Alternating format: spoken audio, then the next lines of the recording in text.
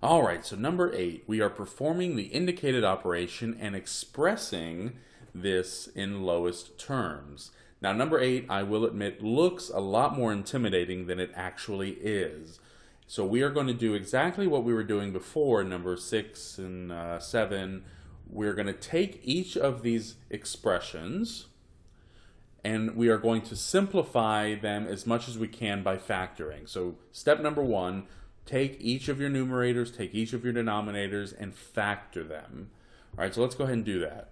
So we have k squared plus 13k plus 40. Well, there's no GCF here, and the coefficient of our square term is 1, so we're going to use the simplified version of scissors. So we know this breaks down into two binomials. We're dealing with k, so let's split that k up.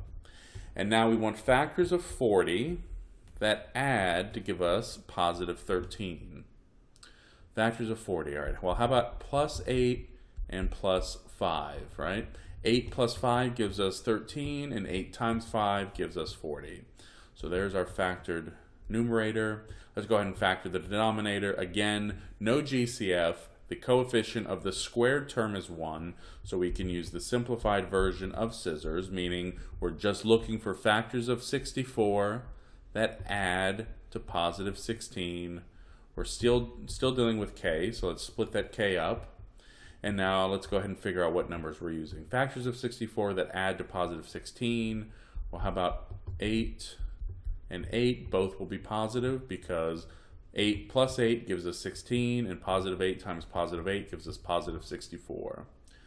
All right, and now times. Let's go ahead and factor the numerator here in the second expression. No GCF, but there is a GCF here, isn't there? Let's go ahead and take it out. It's k. And when we pull out our k, what are we left with? K plus 8. And that's it. We can't simplify that any further, so there we go. And now let's go ahead and take a look at the last denominator here. Again, no GCF, 3 terms. The coefficient in front of our squared term is 1, so let's go ahead and use the simplified version of scissors. We're dealing with k's, so let's split that k up. And now we want factors of 15 that subtract to positive 2. How about plus 5 and minus 3?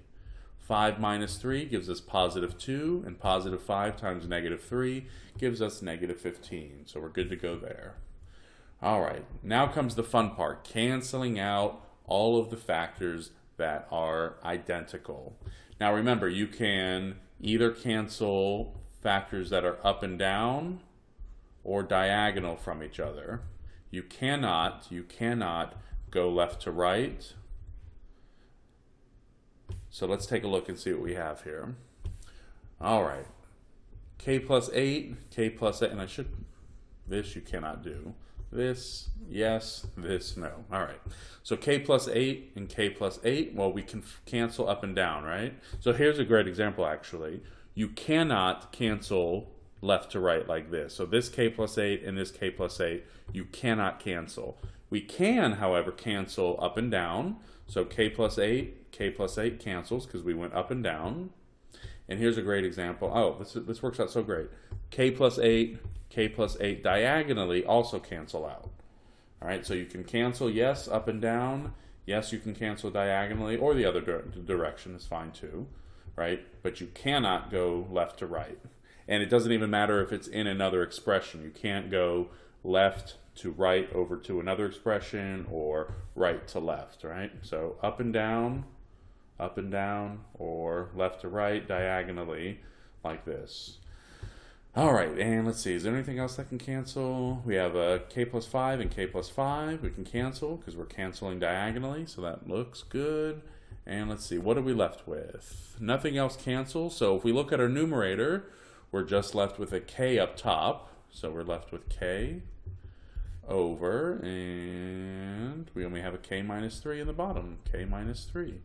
And so there we have the, we performed the indicated operation, we multiplied, and we expressed that multiplication in lowest terms. And you have to recall here, since we really canceled everything out over here on this, really this left expression here, I'm going to go ahead and move this over a little bit. Remember, if you cancel everything out, what are you really left with? So in this case, we canceled everything out in the numerator. So really we're left with just a 1 in our numerator. And here we canceled everything in our denominator. So again, we're really left with just a 1. And then we had our times, and we were left with k in our top and k minus 3 in the bottom. So really you ended up with 1 times k, which was k, and 1 times k minus 3, that quantity, which is just k minus 3.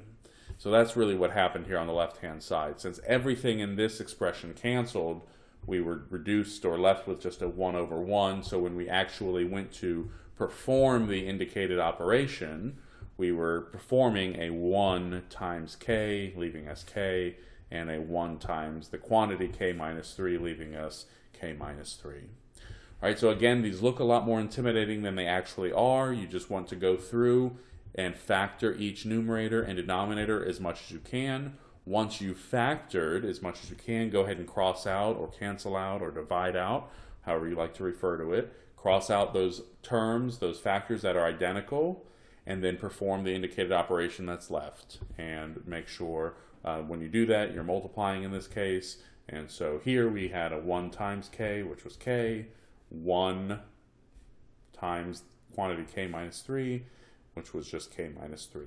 And again, you can only cancel up and down or diagonally, left to right or right to left. You cannot cancel directly left to right.